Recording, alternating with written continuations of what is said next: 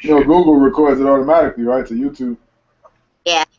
Yeah, I know, but I want to have a backup. So,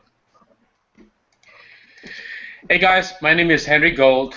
Today we have the privilege to talk with Ron Douglas. Now, he is not just a regular guy. I know I met him in person in Mayhem, San Diego. Hey man, what's up, man? How are you? But he's not that kind of guy. He is a very smart person. He sold 1.4 million books, and he's also a New York Times bestsellers. Now, he is also a mentor of the JV2 co-founders, EBR. Now, this guy, when you look at him from the surface, he's just a regular guy, just like everybody else. But what I found out about him is he's extremely a modest person and down-to-earth person. And I'm not sure how long he has been doing business online, but for someone who has sold more than 1.4 million books, that is a huge credential. That is someone that you have to listen to. And Tammy and I are very honored to have you here, Ron. And can you tell us more about yourself? Thanks a lot, Henry. I appreciate it. That's a very, very nice intro. It's always good to hear that type of stuff.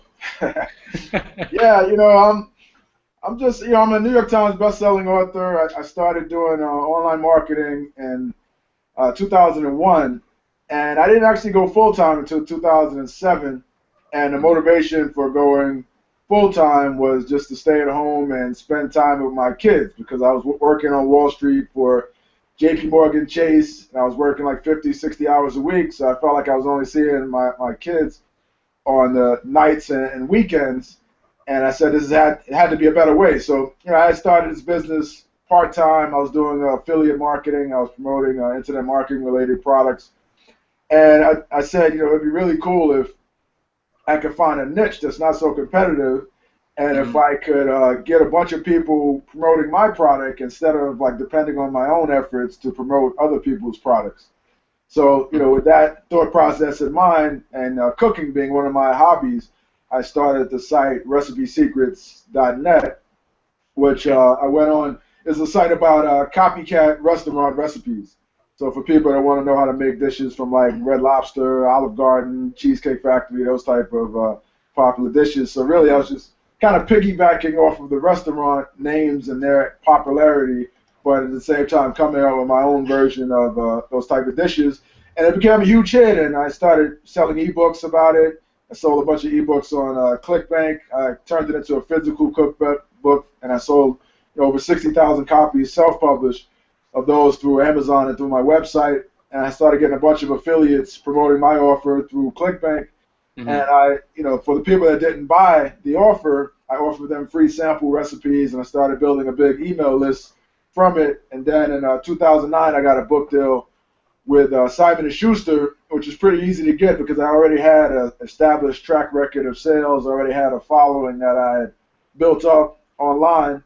So they were eager to give me a book deal, and since then I've just finished up my 6th book with them, and I've sold over 1.4 million copies, and I was able to get a bunch of publicity to promote those books on Good Morning America, Fox and Friends, Fox News, Home Shopping Network, ABC, you know, a bunch of different TV shows. I had a pretty good publicist and a pretty good angle for a story. So that's pretty much how, you know, I also do some coaching. I teach people what I do in terms of lead generation with Facebook and other methods like that. But I guess I'm more known for the cookbook doing so well than anything else.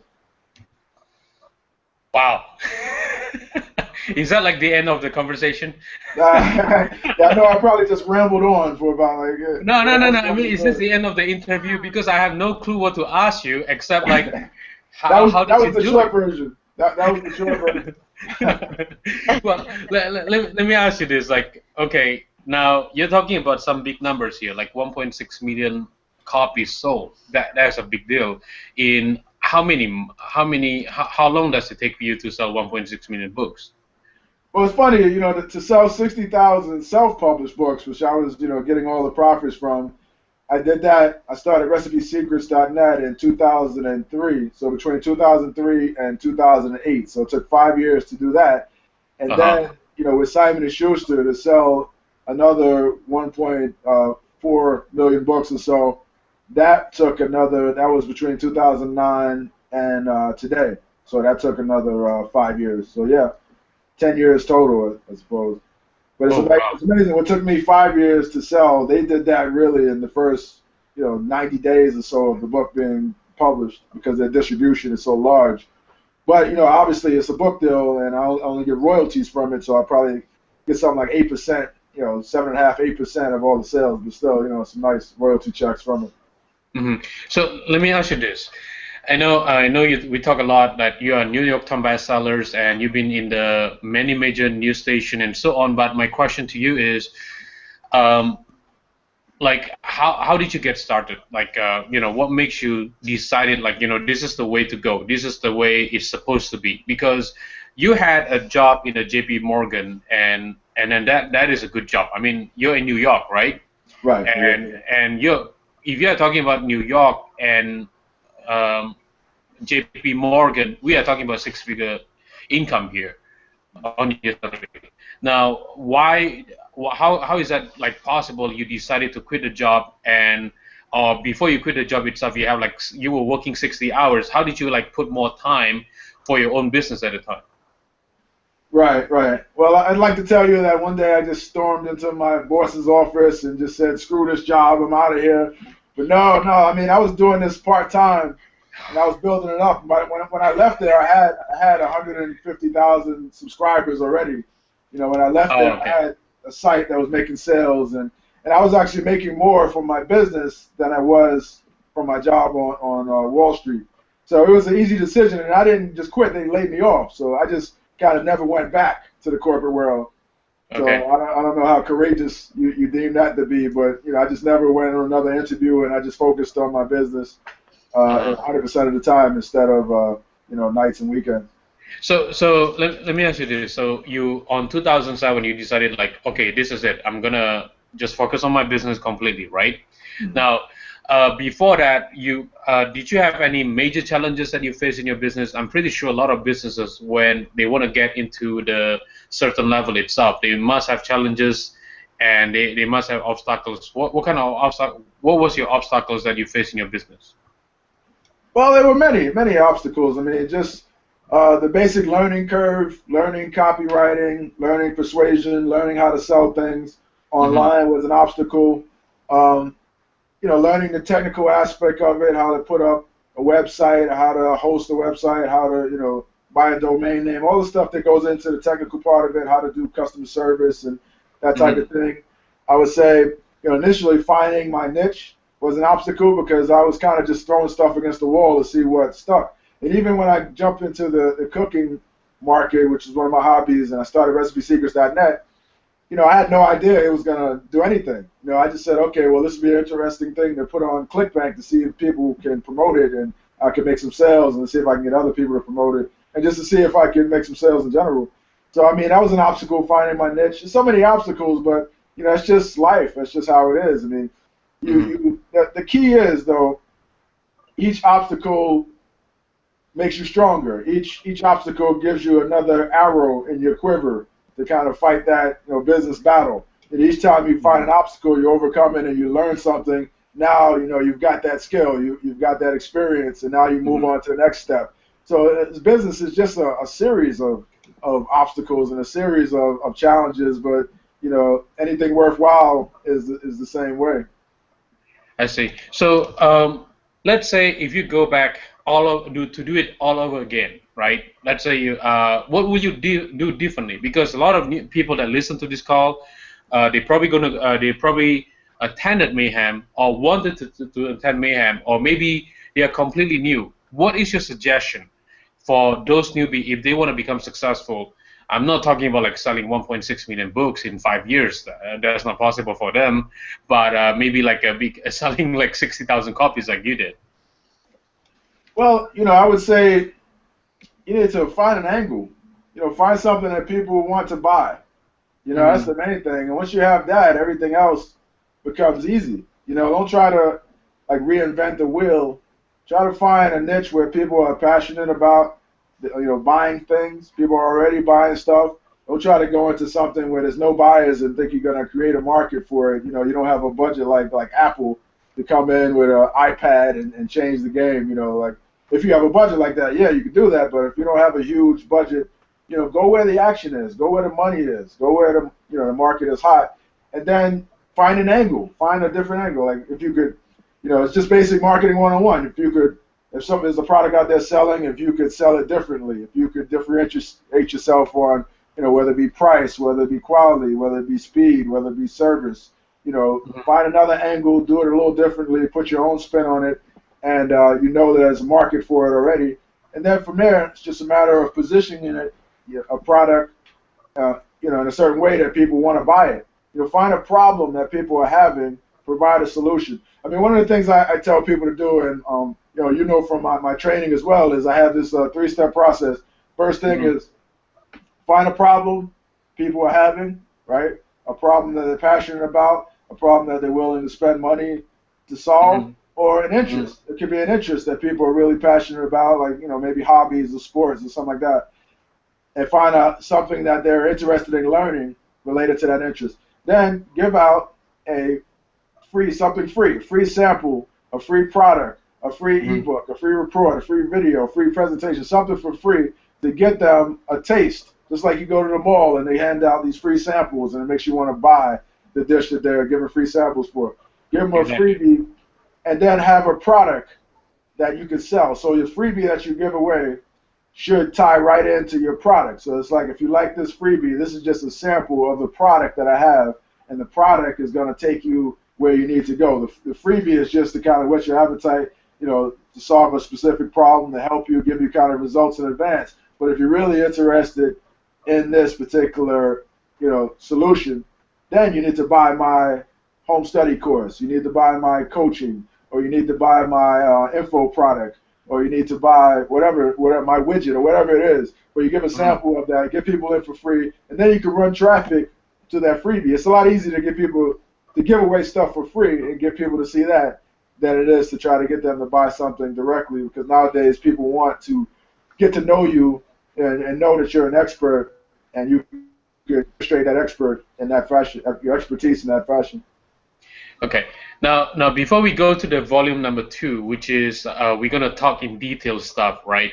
Let me ask you this: tell us one of your biggest strengths and weaknesses that you face in your business. So let's start from the strength first, because I want to hear the weaknesses later. I think my biggest strength is being able to figure things out. Okay. Like, I think I could figure out just about anything if I really want it bad enough and really want to learn it and sit down and really figure things out. And, I could figure out different angles to sell things. I could figure out different ways to sell things. I could figure out different, if I can't figure it out, I know where to go. I'm resourceful as well. I know where to go to get things done. So that's probably my biggest thing. And should I talk about a weakness as well, or you want to push that off? I'm gonna ask you for weaknesses. That's for sure. All right, yeah. So I mean, I would say right now, my weakness is complacency. My weakness is, like if my bills are due, and like say for instance I have a month where I do $60,000 in that month, which is not a whole lot of money. It sounds like a lot, but I'm not gonna push it. If my bills were only $10,000 and I made $60,000, I'm not gonna like push the pedal to the metal and try to reach $100,000 for that month. I get complacent. I'm a lifestyle guy. I like to go out, spend time with my kids, and I don't like stress. I work from home and I have an office down the street, so I'm not the type of guy that's gonna keep the pedal to the metal and just maximize the opportunity. And for that reason, I tend to leave some money on the table and leave opportunities on the table, because money, to a certain point, like, you reach a utility for a certain amount of money, and once your bills are paid, money doesn't necessarily increase your level of happiness, if you know what I mean. And I know it's like a ridiculous thing to say for a lot of people that haven't reached that point. It's like a ridiculous problem and to have. Like, are you serious? You're talking about that? But it's a thing. It's a thing with anything. It's a utility of level of desire that you reach. And some people, I guess younger people, I'm 40 and I'm just not as hungry, I guess, as I was when I was starting out at age 24. Mm-hmm. Thank you for saying that I'm only 22, so it's fine. I understand that. But but I completely agree with you because my business right now is doing well, and what happened is like when I reach a certain level itself, I'll be like, oh, you know what? I don't want to push it further because some people, because I prefer to have a quality time with my wife, with my family, rather than trying to push it like become money hungry or something like that. Because for me, as long as I maintain the same thing, that will be fine for me. Because I agree with you, but some people they think differently. They just want to grow as fast as possible, as more ambitious as possible, and so on. That's the different mindset and different lifestyle that they have. So Yeah, I yeah, for completely sure, agree with you. for sure. Yeah, Those two pillows behind you, what do they mean? happiness. Happiness. Okay, it ties right into what you were just saying, right? Exactly. That's what it meant. That's what happiness means. Everything. Oh, for sure. I agree with you, 100%. It's called double happiness. Double happiness. I was looking at her, and this is it's called double happiness. So everything is all about happiness. So let me ask you this, like Ron, before we get into volume two, I have one more question. You you are a very modest person. Okay, I met you in person. You don't try to show off in front of other people. Say, hey, look at me. I'm the New York Times bestseller. I sold 1.6 million books here, or 1.4 million books. You're not like that. You're just like, hey, how are you? No big deal. Like as if nothing special. I mean, but some people are not like that. What make you stay grounded? Do you understand what I'm trying to say to you? Right, right, right. What make I you don't stay know. grounded this way? I don't know. It's just the way I am. I've come a long way, and it's not like, some of the things I was just fortunate to be in the right place in the right time, and I see myself. I don't see myself. It all happened so quickly that I don't see myself being on this pedestal. I'm just happy that people want to talk to me when I'm at events. People come up to me. I'm a good listener, and I listen to what they have to say, and I like to make people, feel at home and feel comfortable, and don't feel like I'm just kind of rushing them, and I'm actually paying attention, and I make everybody try to feel important, and that's one of the things I try to focus on doing. So, I Hmm. don't know. It's just me. I guess my wife kind of keeps me grounded. I'm still taking out the garbage and washing the dishes and Oh yeah, taking her yeah. car to the gas station. Okay, and I have a question. Do you really know how to cook? Yeah, yeah, yeah. I'm not a chef though. I mean, I'm probably the most overrated cook on the internet. To be honest with you, I mean, because all the books, people deem me a master chef or something because I've done sold so many cookbooks and published so many books. But yeah, I cook when I'm home. I cook for my wife. I cook for my family. And my Okay, since wife you is were a a much kid, better cook. I'm sorry. since you were young, or just like before you created a product? Yeah, my grandmother taught me how to cook at an early age. Yeah, yeah. I used to be in the kitchen with her. She has this.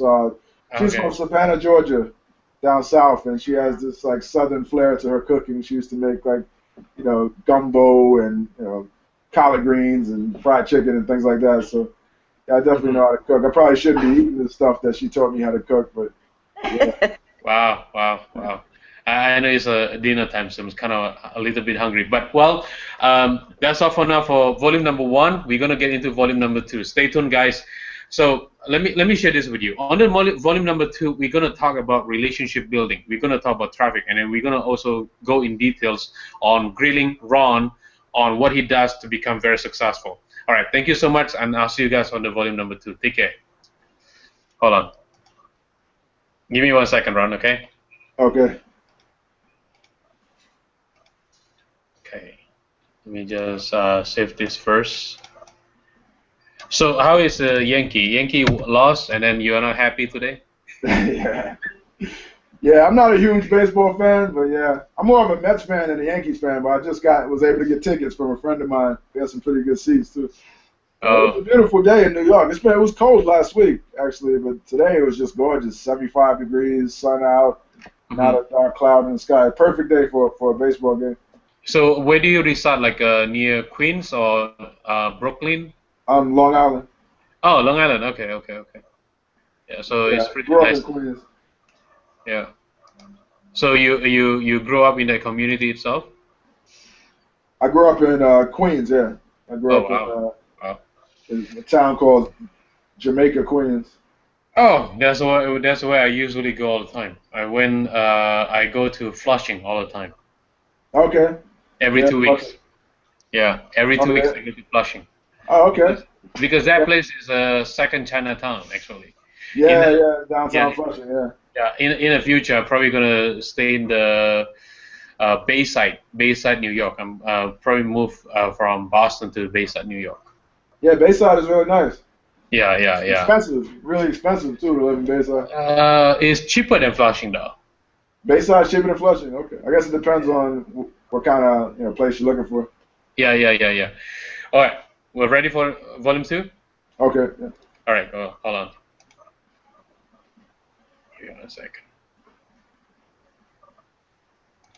All right, guys. Now we are on the volume number two to grill Ron Douglas. Now, again, I have been very impressed with him. Not only just talking with him on the volume number one, but when I met him in person, uh, when I look at him, when I met him in person in San Diego, I was like thinking like this guy is somebody that I need to learn from.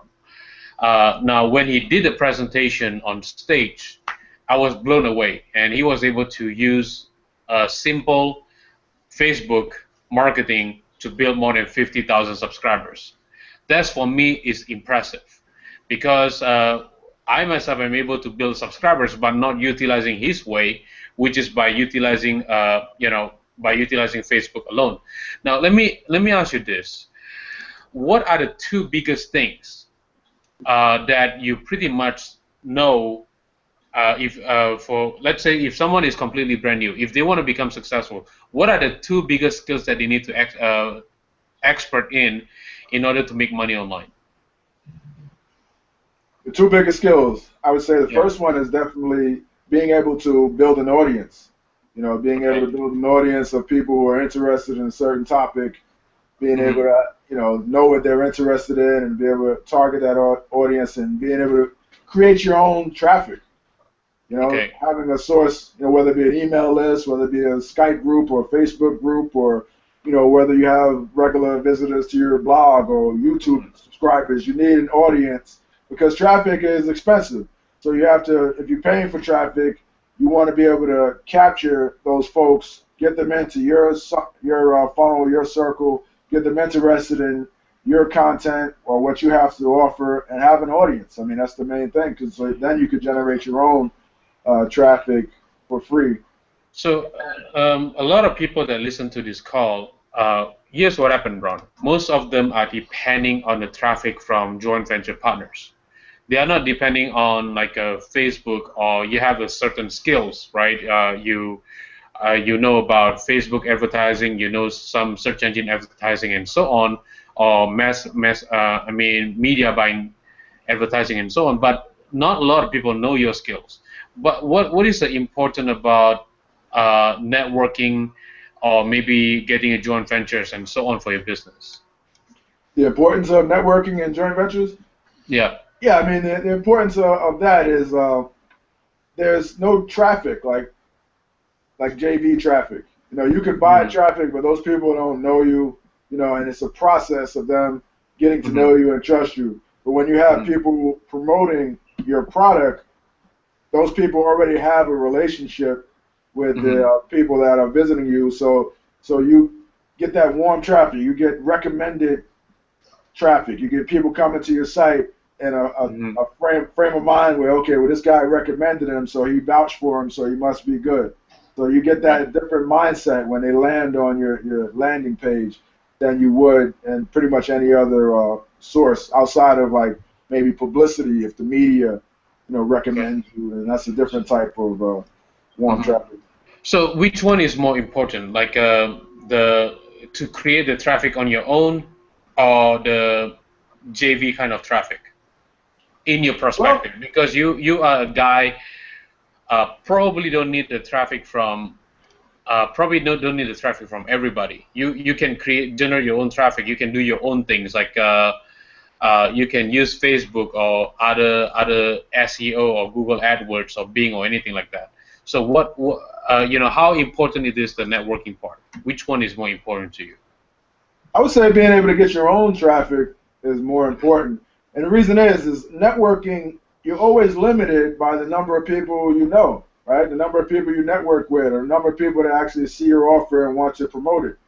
With paid traffic, if you have a product or something that you're promoting that has that mass appeal that a lot of people are interested in, you don't have those same limits with the number of people that are going to see it. You know, if you have like 5 of your friends promote your product and they're your JV partners, you're always limited by their distribution, their reach, right? Whereas, you know, on Facebook or Google or Bing or different places, Yahoo ads, you're only limited by the reach of the people on those networks, which are billions and billions of people. So, one is more of like longer term to scale. And if you have something that can convert to cold traffic, can convert to people on those networks, to the masses, then you know that it will definitely convert to people that are joint venture partners. So you should really always test. Because another thing with joint venture partners and doing launches is you want to have a product that converts, and you don't want to approach a joint venture partner and say, hey, promote this, and then they promote it and it doesn't do well,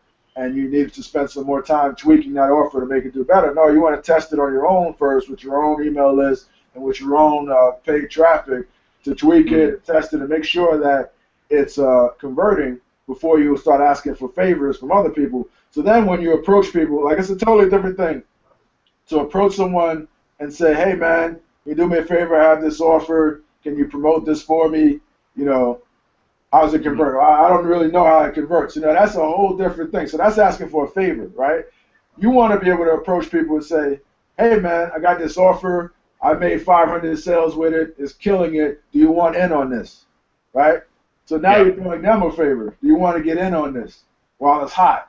You see the two different approaches, and how one is like just kind of asking for charity and asking for favors, and the other one is doing them a favor. Because everybody like has an email list, they need something to promote, right? What's the point of having an email list if you got to monetize that email list? So everybody is always looking for something good to promote. So if you come to them with something good, then you're doing them a favor because it's a good product and it converts and they can monetize it. So that's the whole different mindset between the two.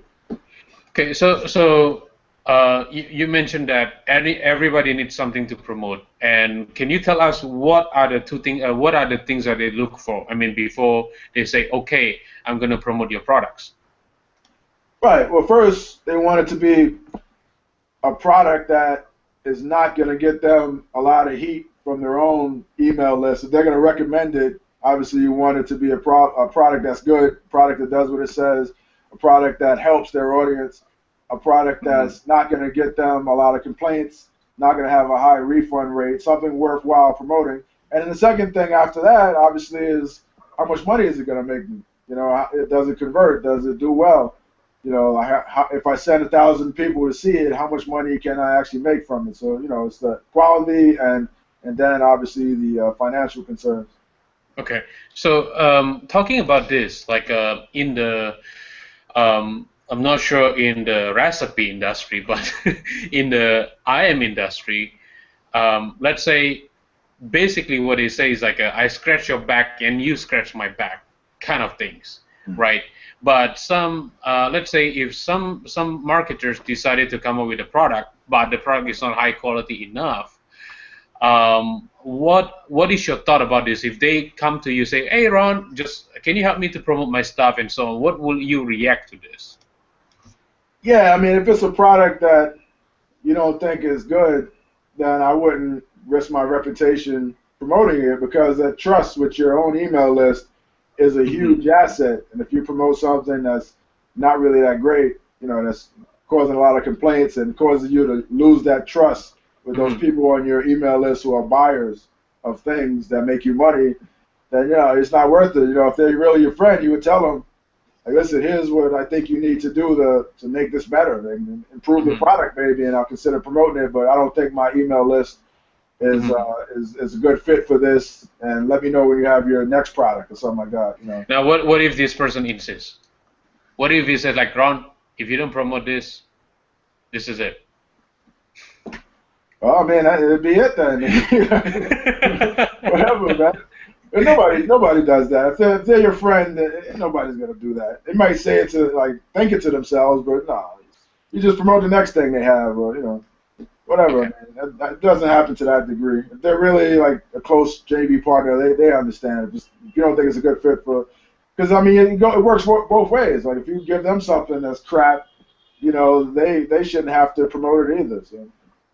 I see. That's a good answer. So let's talk about this. I'm gonna ask you one more question. Like, give us, let's say, right now in front of you, which is the people that listen to this call, they are completely newbie. And what will you suggest them if they said, Ron, teach me, what can I do to make the first $10,000? First $10,000. I mean. The easiest way I would say is try to create a product, learn how to create a product, or what you could do. Are they starting with capital? Are they starting with any money at all? Are they starting with any assets? Well, I believe I spoke with a lot of marketers. I myself before I became somewhat a little bit successful, and I spent $5,000 for a mentor. And but before that, I was in the dark for like almost 2 years, which is like trying to be using no capital whatsoever. That's what they call it. So my point is, I believe if people want to become successful, they have to have a capital in the way. Right. That's my point. But if you say there's a way to do it with zero capital, and Ron, by all means, you are the guy that selling 1.6 million books. I'm not that guy. Right. I would say the path of least resistance is to find a problem that people have and create a product that solves that problem. Find an issue that people are willing to spend money to fix, or find something that people are really interested in learning more about, and create a product, an info product. It could be you interviewing experts like you're doing right now, to create a product, interview a whole bunch of experts and package that together into a series of recorded videos using Google Hangout, similar to what we're doing here. That's one way to create a product. You could interview people and have it transcribed and turn it into ebooks and reports and things like that and sell it. So many different ways you can do it. You could look for tips and like books online. Like you go to Amazon, you look at the 4 Dummies books on all the different topics, and see like their outline and how they, propose that you go about solving these issues and how they lay it out. And then you create your own info product based on that. It's kind of like an outline, put it in your own words. You could even hire a ghostwriter, or but you want to have something to sell, basically. If you have something to sell, things are a lot easier. Then from there, the path of least resistance, I would say, if you have no skills or anything at all, is take that product that you have, make sure it's a high quality product, and then partner with somebody. Approach somebody that's already selling something, or somebody that already has an audience, somebody that already has an email list or a blog following, a YouTube following, and say, hey, I have this great product that it took me X number of hours to put together. And it has to be on a specific topic. You can't do like a broad, everything for everybody. It has to be a specific problem, specific topic. Create that product, and then approach them and say, listen, do you think your audience would be interested in this product? I know I spent a lot of time working on this product, and I put it together. It's already put together. Would you consider selling it, and we could split it 50-50? We could do a joint venture. Find somebody that's already doing product launches. Approach them with a pre-made product and see if they could, help you sell it. And you'd be surprised at the yeses that you'll get from that. It becomes a numbers game. If you have a high quality product, people will say, okay, if it's a unique content, high quality, something really good, you'll be surprised you'll get somebody to sell it. And it'll be easy too, because they'll just say, okay, well, let me send this out to my email list and promote it. Because you're approaching them with a win-win offer. You're not approaching them in a position of begging for something. You're approaching them in a position of power, where you say, I have this thing, I have this product, it's already created, it's really good, take a look at it, I'd like to give it to you to sell, and I'd like to joint venture and earn a commission from it, or earn a percentage of it, but it could be your product. And that's probably the path of least resistance, I would say.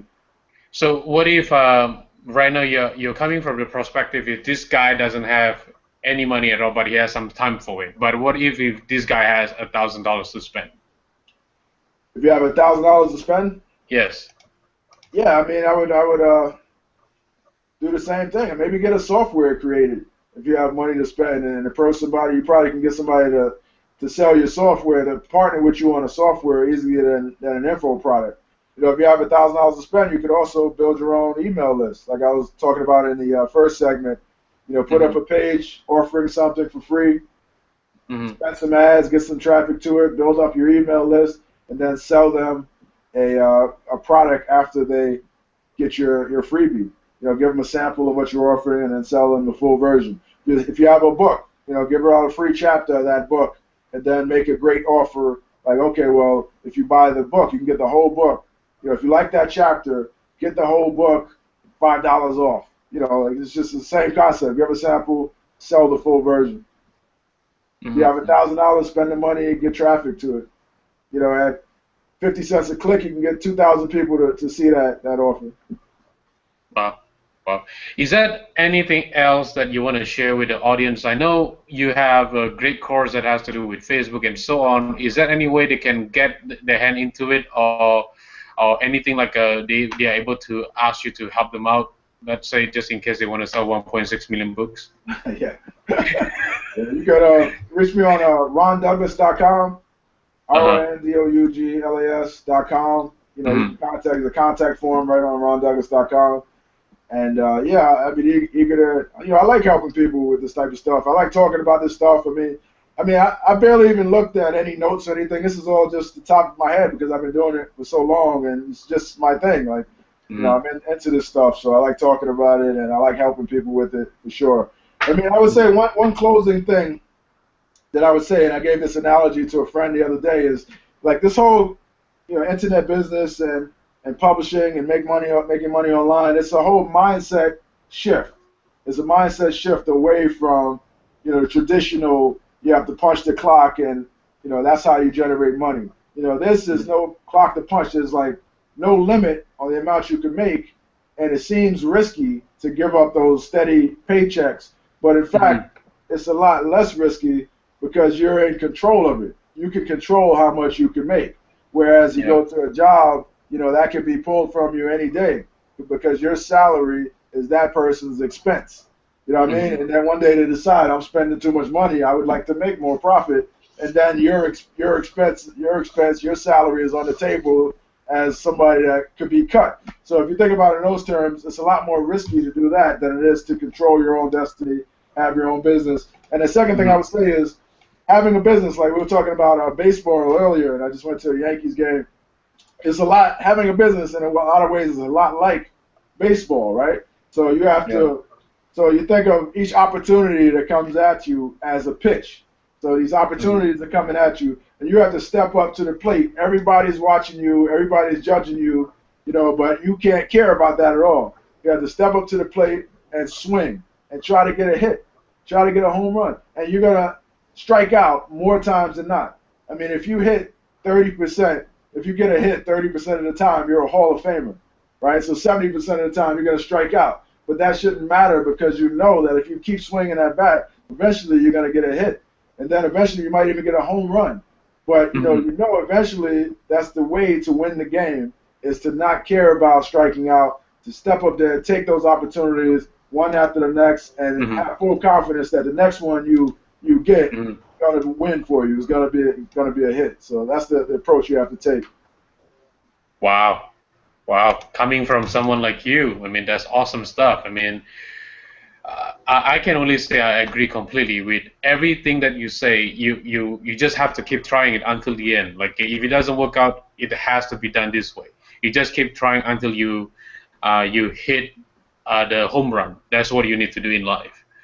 Well, thank you so much, Ron, for your time. I really appreciate it. Tammy, do you have any question for Ron at all?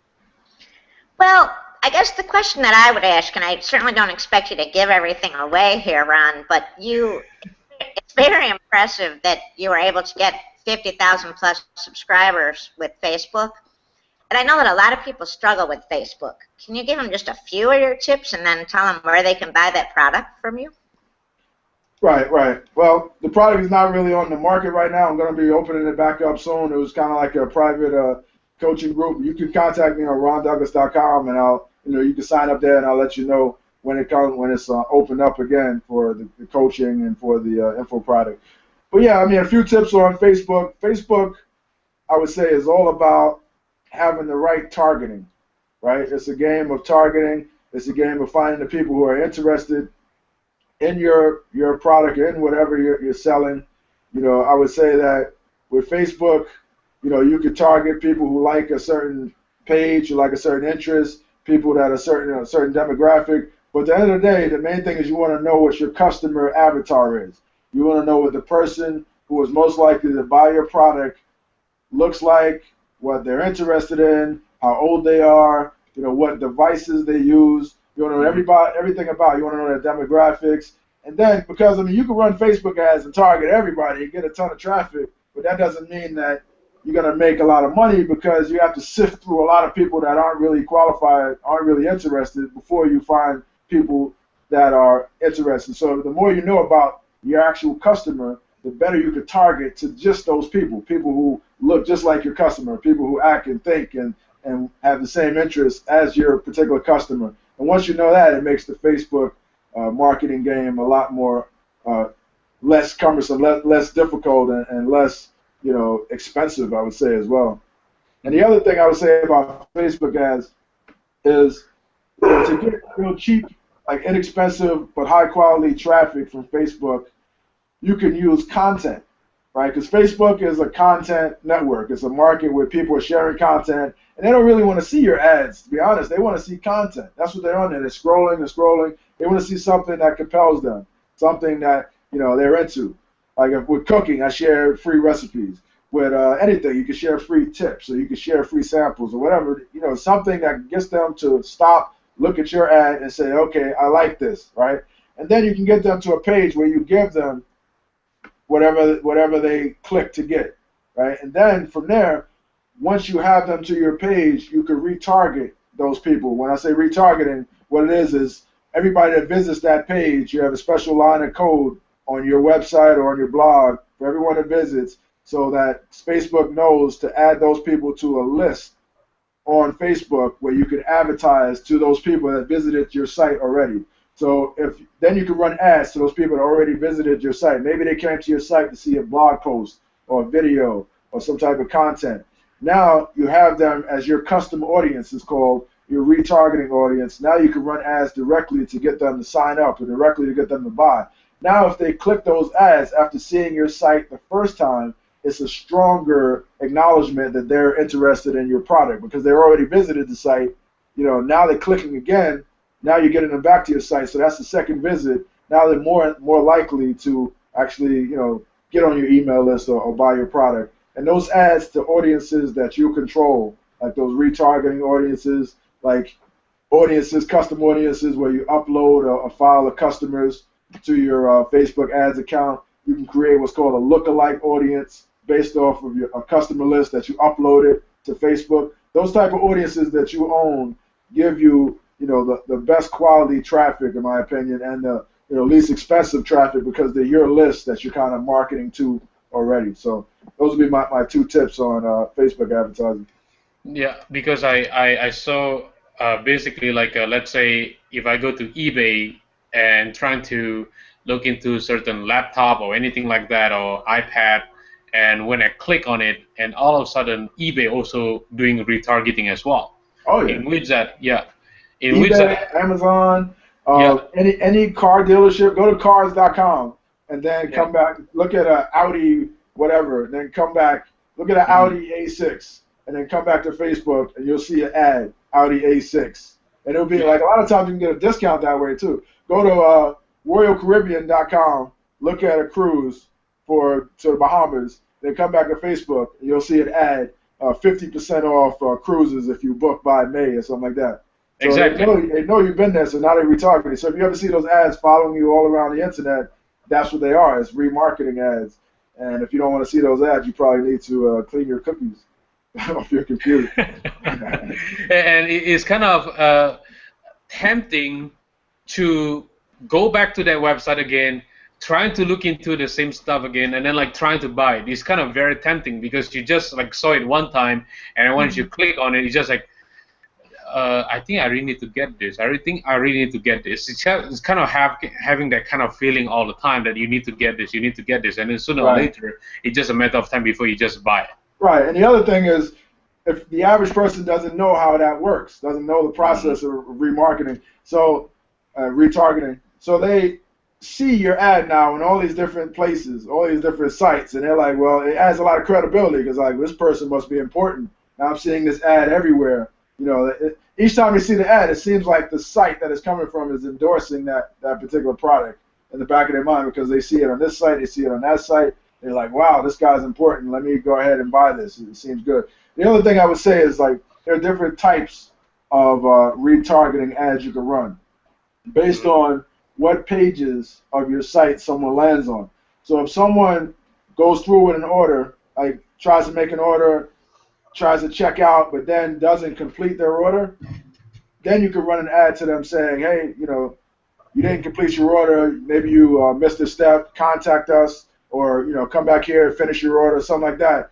Because you know they didn't complete their order, but they were interested, and maybe they got distracted, maybe the phone rang, maybe, you know, the baby started crying. So now, you know, you want them to come back to that particular page for that particular product and buy it. So you can run an ad specifically for that. You can run an ad, you know, if someone comes to your opt-in page, but they don't take the free offer, then you can run an ad saying, hey, did you forget your freebie? Come back and get this freebie, that type of thing. You don't want to be creepy about it to let them know that you know that they visited, but you want to, it's just an overall like thing where you want to bring them back to the page that they left off at to actually complete what you wanted them to complete. And you can run different retargeting ads based on what page someone lands on your site, which is huge. It is kind of like, so you can create a look-alike, which is like retargeting these people for other stuff as well, right? Yeah, you can run any type of ads. Once you have the people in that list on Facebook, once they've landed on your page, Facebook automatically adds them to a list, and you could run any type of ads you want. But obviously, you know what page they visited, so you want to run ads related to what they were already interested in when they visited that particular page. So it becomes your kind of your second mailing list in the future then. Yeah, yeah. I mean, a lot of people say it's a mailing list. I mean, I'm an email marketer, so I wouldn't say it's a mailing list. I say it's just a list that you can promote to, but obviously you have to pay for the ads. That's the difference. An email list, you know, you don't have to pay to send an email.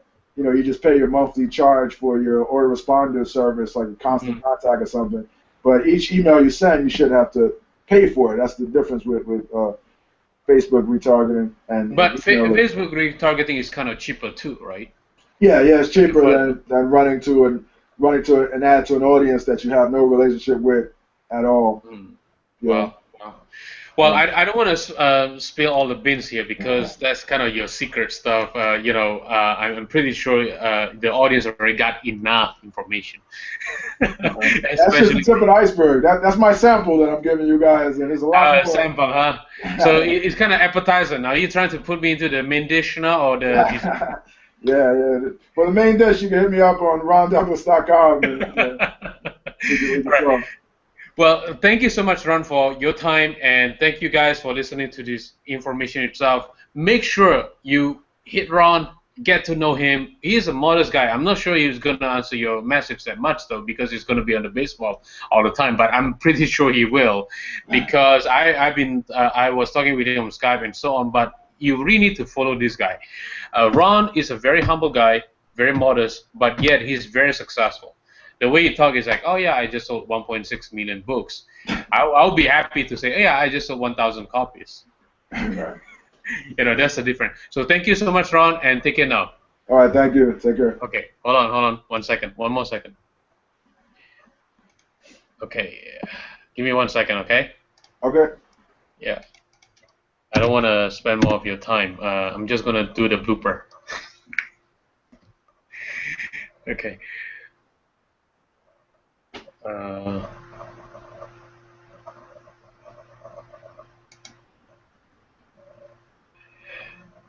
all right, we need to do blooper. A blooper. You'd be like fall out of my chair or something. Maybe whatever you want, man. I mean, you have. We're gonna take 5 different pictures for blooper. I don't know what to do. Like a blooper. Hey, Like you when know, somebody, man, like when somebody says, was like, like say, this. say a funny joke. Oh. All right.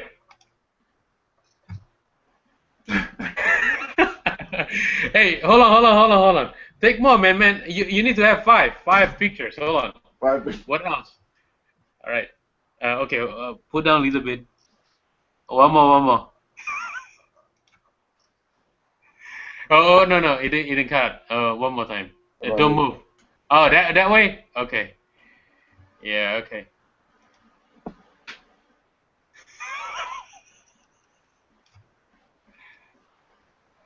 All right, man. I love that one. That was great. It looks like a RoboCop now, huh? Yeah. RoboCop Ron. All right, Ron. Take care, man. All right. Appreciate your Thank time. you. Take care. Bye-bye.